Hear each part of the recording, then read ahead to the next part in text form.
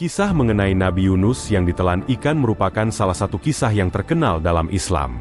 Nabi Yunus berada dalam perut ikan selama 40 hari, karena kehendak Allah. Nabi Yunus ditelan hidup-hidup dan tinggal dalam perut sebuah ikan raksasa. Beliau terombang-ambing di dalam perut ikan tersebut, dan dibawa mengarungi samudera. Lantas, ikan apa yang menelan Nabi Yunus? Nabi Yunus merupakan keturunan Nabi Yakub bin Ishak bin Ibrahim. Beliau diutus untuk berdakwah di daerah Ninawa, yang bukan merupakan kaumnya. Nabi Yunus berdakwah selama 33 tahun untuk para umat yang menyembah berhala, tetapi tidak juga yang beriman kepada Allah. Kemudian beliau merasa berputus asa dan memperingatkan datangnya azab dari Allah. Nabi Yunus meninggalkan Ninawa dan azab Allah benar datang kepada kaum tersebut. Azab tersebut membuat mereka memohon pertolongan dan meminta ampun kepada Allah. Nabi Yunus tidak tahu bahwa kaum Ninawa sudah bertobat.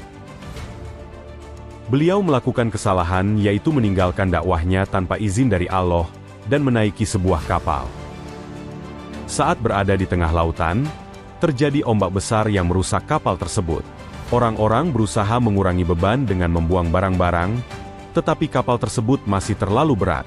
Orang-orang di kapal membuat pilihan dengan melakukan undian untuk memilih penumpang yang melompat ke laut, agar kapal tidak tenggelam. Nama Nabi Yunus keluar sebanyak 3 kali berturut-turut. Nabi Yunus dilemparkan ke laut dan ditelan oleh ikan besar. Allah memerintahkan laut dan paus untuk tidak menenggelamkan atau menyakiti Nabi Yunus. Nabi Yunus dihukum berada dalam 3 kegelapan, yaitu gelapnya perut ikan, gelapnya dasar lautan, dan gelapnya malam. Dalam keadaan tersebut, Nabi Yunus terus bertasbih dan menyesali kesalahannya.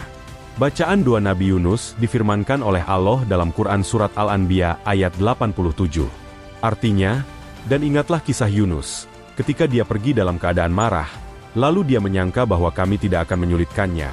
Maka dia berdoa dalam keadaan yang sangat gelap. Tidak ada Tuhan selain Engkau, Maha Suci Engkau. Sungguh, aku termasuk orang-orang yang zalim. Kemudian Allah memerintahkan ikan untuk membebaskan Nabi Yunus. Setelah berada di dalam perut ikan selama 40 hari, Nabi Yunus keluar dengan keadaan kurus, lemah, dan kulit yang mengelupas. Allah menumbuhkan pohon labu untuk Nabi Yunus.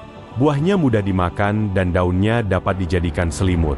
Setelah pulih, Nabi Yunus kembali ke Ninawa dan baru mengetahui bahwa kaum tersebut sudah beriman kepada Allah. Ikan Nun dalam Al-Quran. Ikan yang menelan Nabi Yunus disebut sebagai ikan Nun. Ikan tersebut memiliki ukuran yang sangat besar dan kemungkinan berbentuk seperti ikan paus. Hanya saja ukurannya lebih besar dari ikan paus biasa, dan dipercaya sebagai ikan terbesar di dunia. Namun, wujud sebenarnya hanya diketahui oleh Allah. Allah Ta'ala berfirman dalam surat As-Saffat ayat 139 hingga 145, yakni, artinya, dan sungguh, Yunus benar-benar termasuk salah seorang rasul. Ingatlah, ketika dia lari ke kapal yang penuh muatan, kemudian dia ikut diundi, ternyata dia termasuk orang-orang yang kalah dalam undian. Maka dia ditelan oleh ikan besar dalam keadaan tercela. Maka sekiranya dia tidak termasuk orang yang banyak berzikir, bertasbih, kepada Allah, niscaya dia akan tetap tinggal di perut ikan itu, sampai hari kebangkitan. Kemudian kami lemparkan dia ke daratan yang tandus, sedang dia dalam keadaan sakit.